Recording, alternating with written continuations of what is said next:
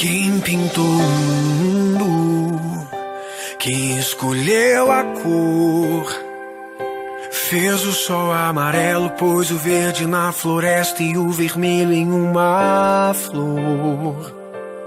Quem pintou o mundo, quem escolheu os tons, fez a noite escura, desenhou a clara lua, misturando o que era bom. O maior pintor do mundo está pintando a minha história, e ela não tinha cor. A cruz foi o pincel do autor. O maior pintor do mundo está pintando a minha história. Ele assinou a obra que sou eu, e na assinatura está escrito Deus.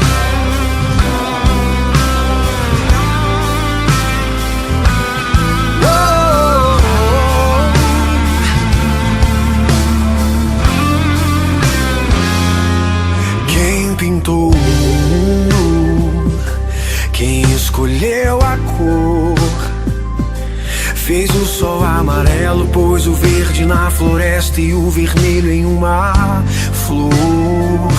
Quem pintou o mundo, quem escolheu os tons, fez a noite escura, desenhou a clara lua, misturando o que era bom.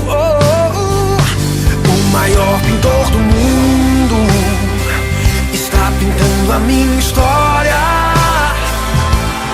e ela não tinha cor. A cruz foi o pincel do autor.